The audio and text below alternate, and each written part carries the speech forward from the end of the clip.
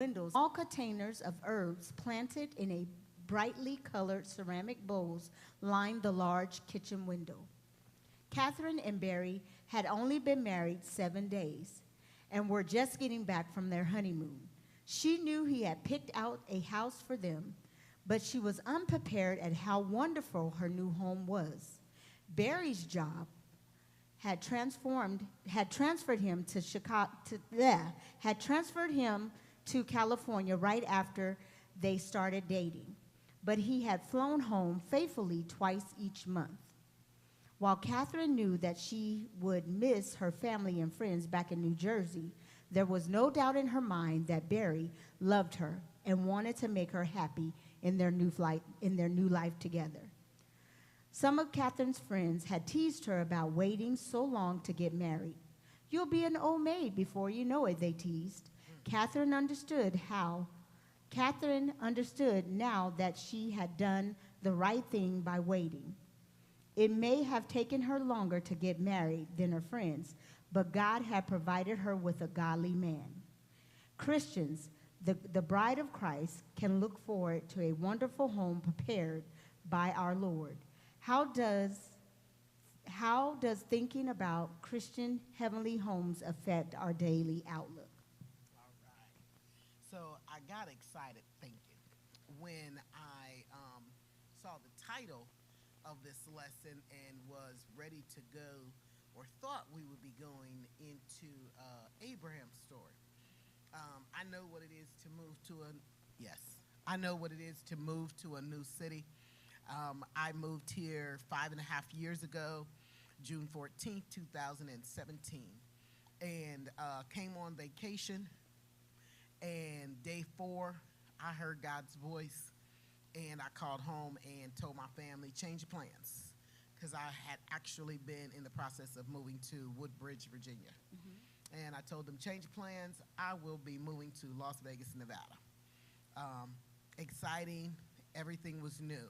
So my heart at first was thinking on, oh, okay, this is going to be a great message. I can definitely relate.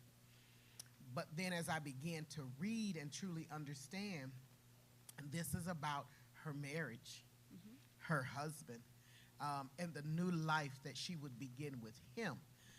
I'm single currently. I have been in relationships, but I'm not married. There's a huge difference. We can take on relationships with people that we can discard when we get upset, when we grow apart. Marriage is totally different. It's a commitment.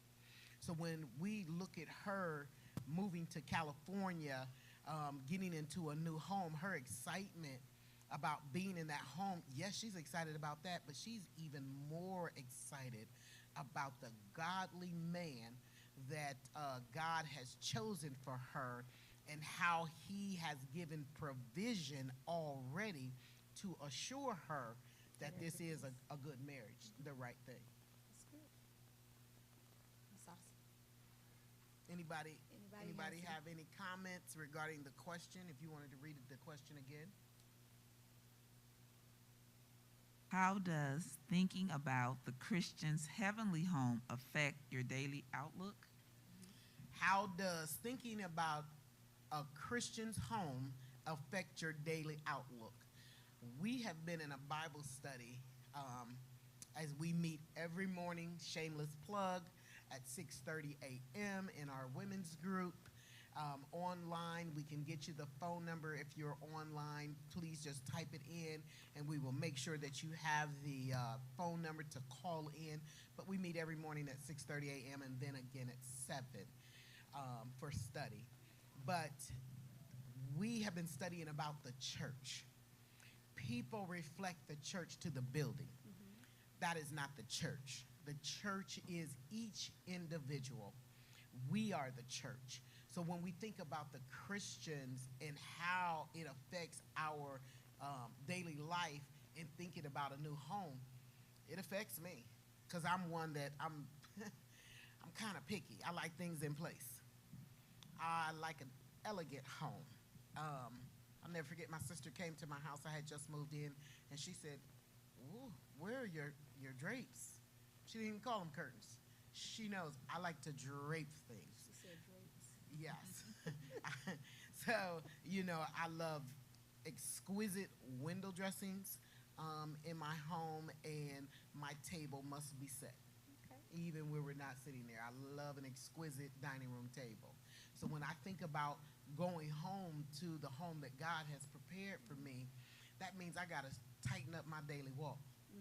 Yeah. Because I don't want my home of the body to be a mess that I can't get into the new home. You know, when you're packing, trying to get to a new home, you got to put things in order, you know, and put things in place. What's going to go where? Am I taking this? Am I not taking this? So I think I've been really trying to tighten up my walk.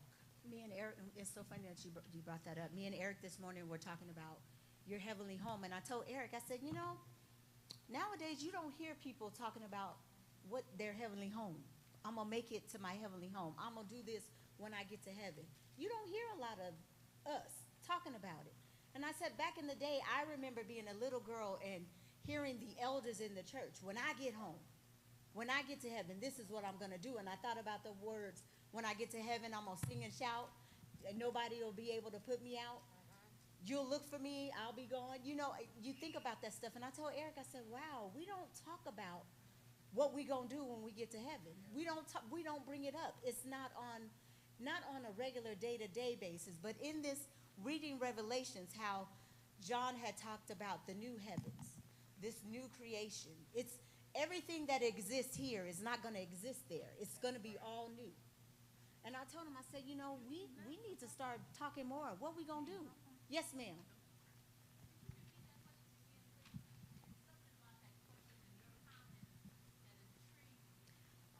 Well, the question was, how does thinking about the Christian heavenly home affects our daily outlook? Heavenly home. Heavenly home, Well, yep. You know, I'm always of the mindset that this is not our home. We're only pilgrims passing through. And so just like I respect and honor Bridget's interpretation of her home, I think that's splendid. I love walking into a beautiful home, but I'm more of a minimalist. And I like casualness. Like a casual home. Yes. That's just comfortable, minimalist. I'm not there yet. I mean, I still got a lot of stuff I could throw away, but that's all about the process. Right, but, you know, everybody's home is what they is comfortable with. Right. But I also think about Jesus saying he's gone away to prepare a place for me. And he says that eye has not seen Nor ear. nor ear Have not heard. has not heard what enters into the hearts of men. So when I think about my heavenly home, I think about God knows exactly what's right for me. Yes. And he has prepared that place for me. And he knows what's going to stir my heart up. And it's going to be splendid for me because he knows the depths of what I love and what I like. Right. Yes. And I thank God that he's that loving and he's caring and he's given each and every one of us a different taste for different things. Correct. Because just like she's a elegant type person and I revel in going into a person's house who has that ilk because I don't have it, but I really appreciate being in that space when I'm in it.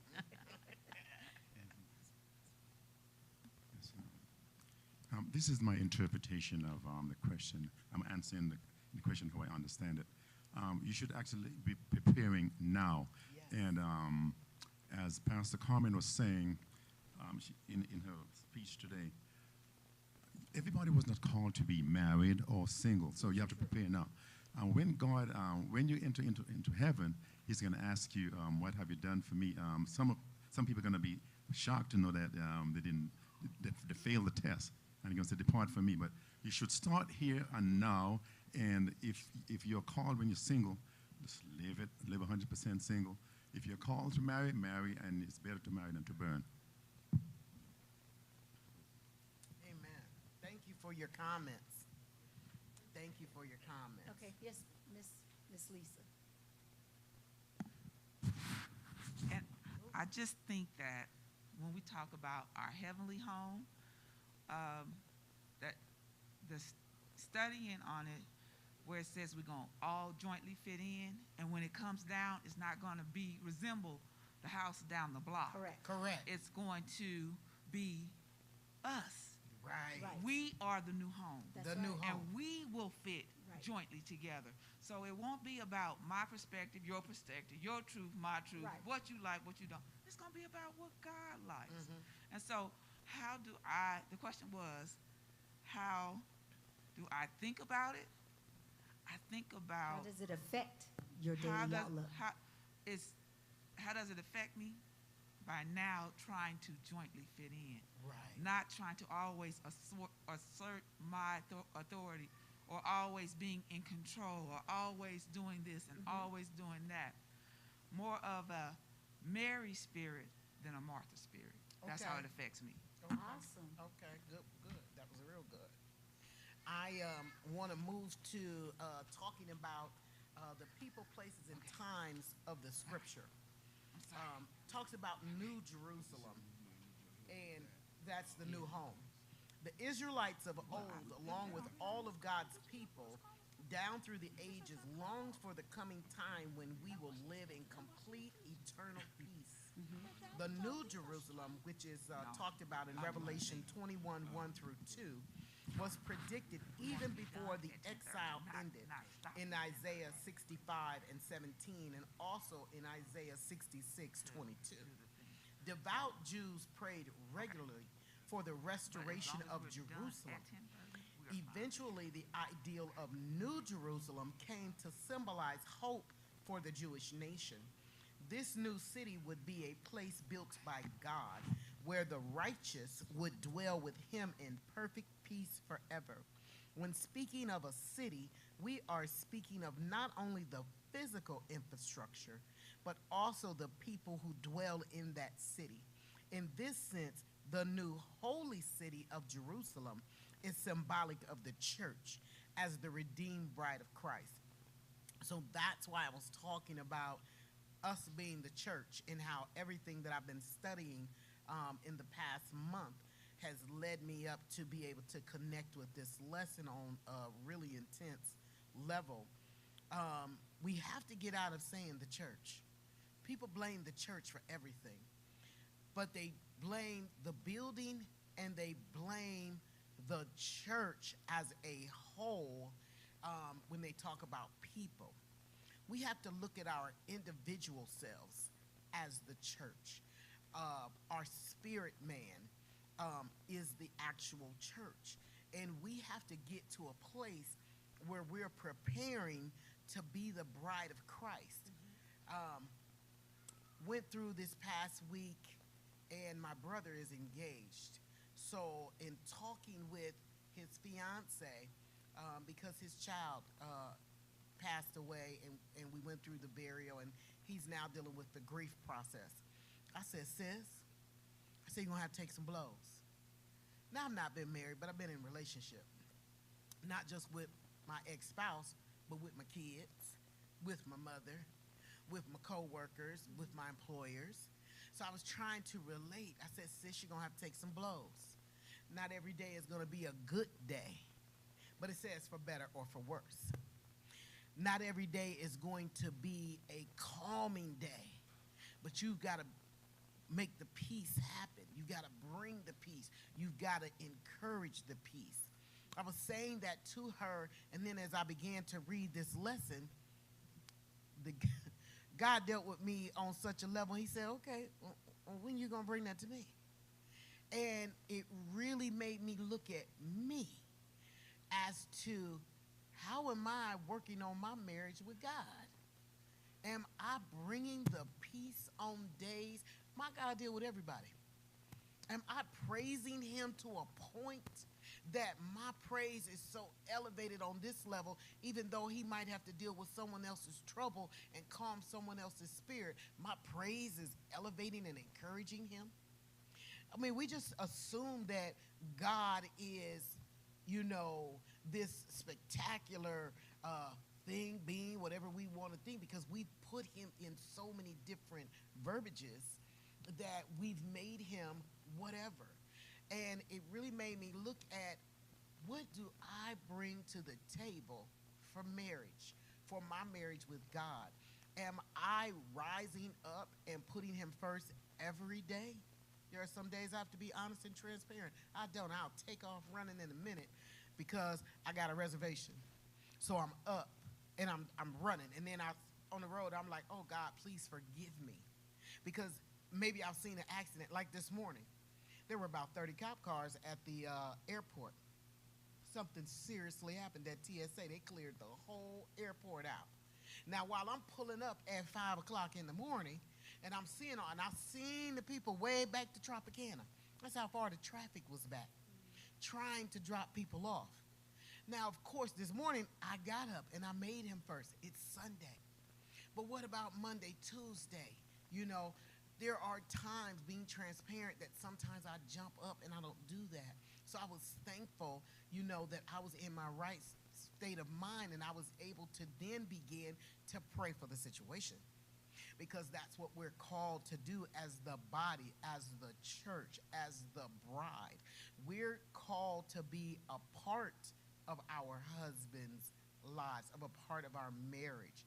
So this was just, I don't want to keep going on and on, but this was a really good lesson for me as a single person to look at marriage in a different light, not just thinking about me wanting to be married to someone in the physical nature here on this earth, but me looking at the marriage that I have with God. You know, I've been unfaithful because I ran away and got distant from him. Now this morning, you know, or through this past week of study, I want to get more faithful to him. I want to become faithful to a place where it's unquestionable, you know, my love for him, my devotion to him. I'll let someone else jump in if you have a comment on how you feel as the bride of Christ going to a new home. No comments. So I will go on to the background. After John's vision of and let me go back real quick. Because in Revelation 17, you talked about the harlot. And we kind of in a state of that right now in this world. The world is the harlot. Whew. I call the people confused. I try to be nice because I don't want to be judgeful, because I've been confused. I've been at a place where I studied other religions. I've been at a place where I questioned God. I've been at a place where I just wanted to be all by myself. I didn't want to praise. I didn't want to pray. I just wanted to be all by myself. The place with the big D, depression. Not trusting. So the harlot is real. And it's snatching people up every day, twisting and turning them out, as the people say from the hood. They turning people out. And we as the body, as the church, we've got to get more intense on our work. I was dropping someone off last night. I turned my app off. I wasn't going to do any more rides. And I turned it back on. I'm getting better at listening, too. When I turned it on, I got a ride way out at Buffalo, past Buffalo and Blue Diamond. I thought, this is why I turned it off. So as I go, I see a young lady with a suitcase and 2 bags and carrying on. She walked down the sidewalk. So I go past her and I drop my people off and I come back and I'm looking for her. Because it's dark. It's about 10:45, 11 o'clock at night. So as I'm looking for her, I see her down the street that way. I go down, I pull up, I turn my inside lights on, and I said, ma'am, are you okay? Can I please give you a ride? And she was like, well, I'm just going down the way. I said, but it's still dark, and you're a female. She was by herself. And so she was like, well, of course, yes, I'll take it. And I really did. I took her probably 5 minutes, 3 minutes down the road. But it comforted me to be a comfort to her. And then before she got out, because I keep our ministry's cards with me at all times, I gave her the card for the ministry, told her about the 8 o'clock service, and as well I gave her my information so she could contact, let her know, you know, she's new to the city. You know, if there's anything that I can assist you with, you know, I don't have a whole lot, but I'll be willing to put you in place or in touch with some people or some things, you know, to help you out moving here to the city. It tells us to be careful because we never know when we can come into the presence of angels unaware. And as the body, that allowed me to know that I was in right position to help someone. I don't know where her life is at, but I need to show her what Christ looks like. I need her to show her what love looks like. I need to show her what a neighbor is, because that's what we're all called to do. So I just wanted to say that in relation to, you know, turning the harlot back to God. There are going to be some that we won't be able to. But when he talked about this new city and the vision that he saw, he had already seen the vision of the harlot sitting on the water. And the water represented so many things that was going on. We're dealing with a lot of things. We deal with a lot of things right here in Vegas because the strip be busy. Yeah. And then people be like, "Ooh, y'all the city that never sleep." I'll be like, "Oh, no, sweetie, we sleep. I'm going to take you out in the community by 8:30, 9 o'clock. We all sleep. We getting ready for tomorrow." Our liquor stores don't stay open 24 hours in the community. Our McDonald's don't even stay open 24 hours. I'll let them know that. So you got one street that stays open all night long. The rest of us go to bed.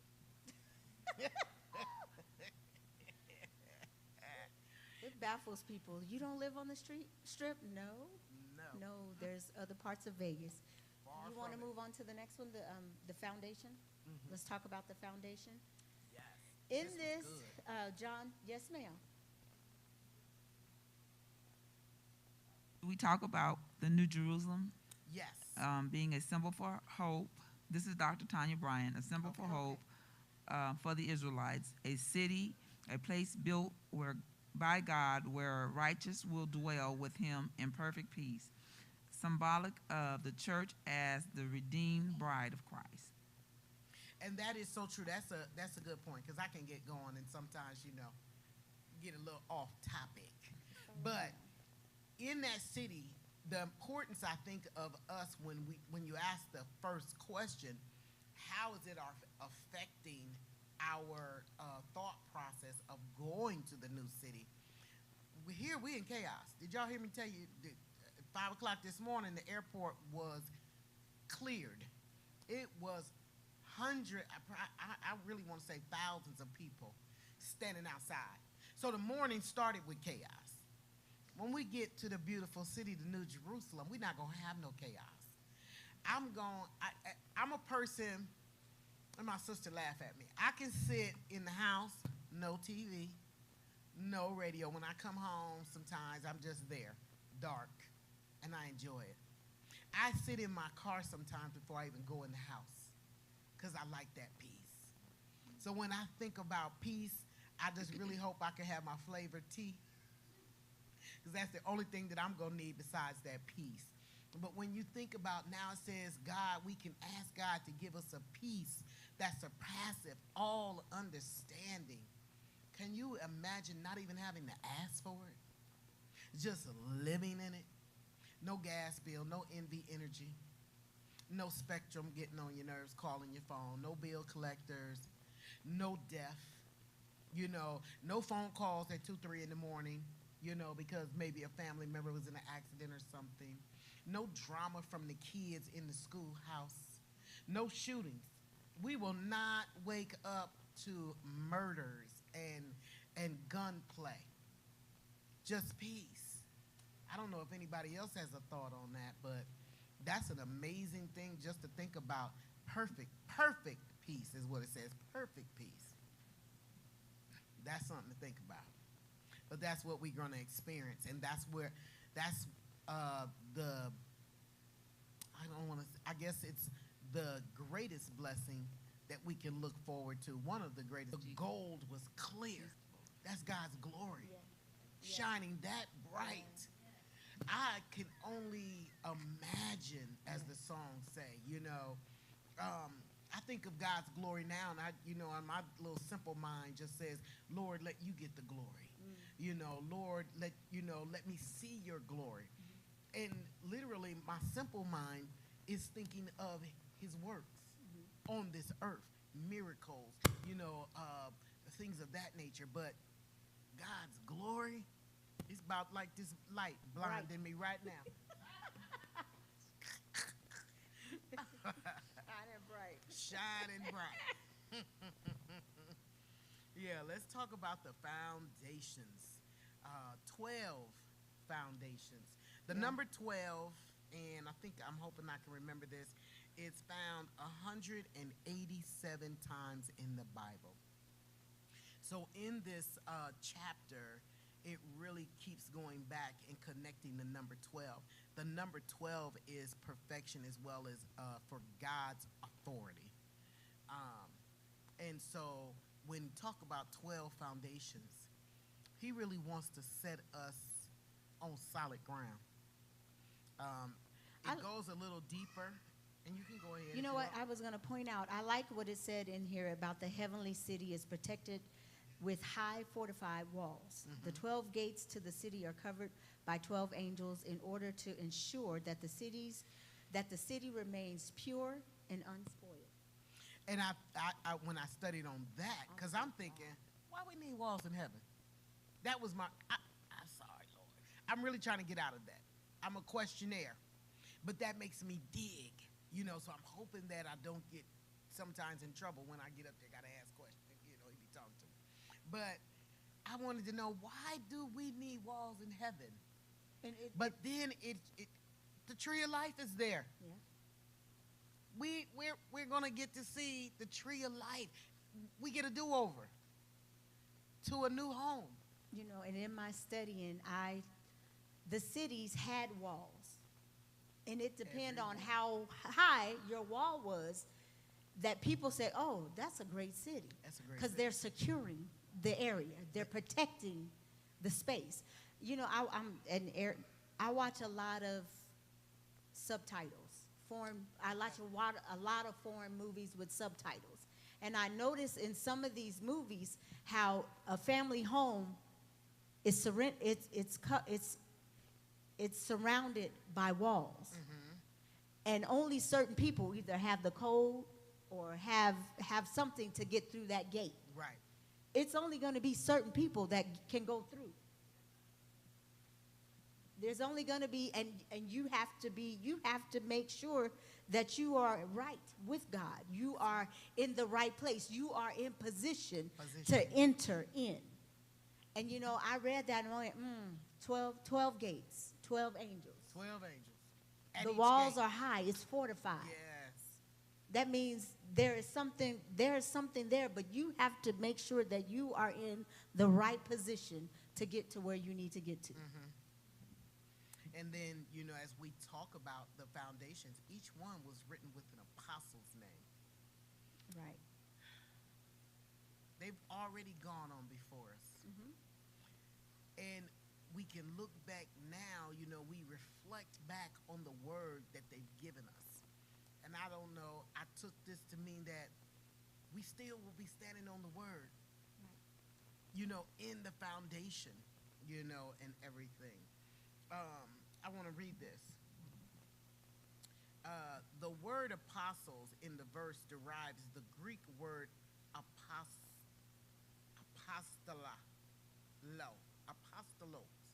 which means sent forth, referring to one who is sent forth with a message. An apostle can be specifically defined as one who has had an encounter with the resurrected Christ, plants churches, and operates in the ministry with signs, wonders, and miracles. The 12 apostles are the 12 disciples, replacing Judas with either Matthias or Paul. Paul himself uses the image of an apostle as the foundation of the church in his letter to the Corinthians in 1 Corinthians 3:10. There, however, Paul also asserts that Jesus Christ is the true foundation of the righteous. Paul explains that while the infrastructure and discipleship of New Covenant believers was built up by the apostles, the one true rock is Christ. John is describing a vision of the church itself, rather than of Christian doctrine as a whole. Therefore, it is appropriate to say the church's foundation was laid by the apostles. Since we speak of a building having a single foundation, it can be odd to hear of a place with 12 foundations. In ancient times, a foundation might be built up to the appropriate level height by using several layers of carved stone, but each layer within the overall foundation could also be called a foundation. So when I thought about that, it said that it has the names of the 12 apostles. They have gone forth before us. They've given the word, and they've, given us charge, and they've laid the foundation with the word. That was deep to me. It was deep. What was deep for me in my house, a question was asked, was Judas included? And I said, no. He didn't see the resurrection. Mm-hmm. He didn't get to experience that. So, no, he wasn't one of the 12. He wasn't one of the 12. The names on the list. Yeah. I apologize, but you're not one of the 12. So that just takes me back, again, when we talk about how does thinking about the new heavenly home affect our daily walk. I kept going back to that. Mm-hmm. I kept going back to the thought of just being the bride coming to a new home. They get carried over the threshold most times, in marriages here in the world. But we got our time. Okay. But I really want to end with the fact that as a bride, thinking about the heavenly home that we are going to, thinking about a new city of perfect peace, how will we walk day to day? How will we live and connect or work on our marriage to God so that we can ensure that when we get to that new home, the new city, we also have a perfect marriage because we're still striving for perfection. Lisa, you have something for us? Dr. Bryant's, let me pull it back up. She said, when you were talking about fortified cities, that fortified is having ingredients, elements, or features added in to increase effectiveness or withstand stain or wear. We are able to see and experience a glimpse of God's fortification in this life, but when we get to heaven, we will experience the complete and finished perfect work of God. This is the connection to God's strength, character, nature, dominion, and glory. In his glory.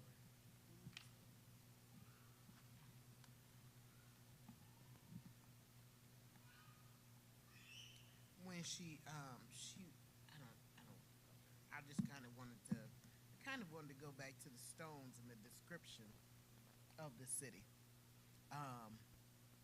There were different colors. I don't remember where it was. I want to say it was in Isaiah. No, it was in Ezra. Let me go there right now. I know it was in Ezra. He talked about the palace in the beginning, and so there were colors. Gray, purple, what was it gray? It was silver, purple, blue. And when I had read that long ago when I was a young girl, I had all those colors. I was like, I went shopping.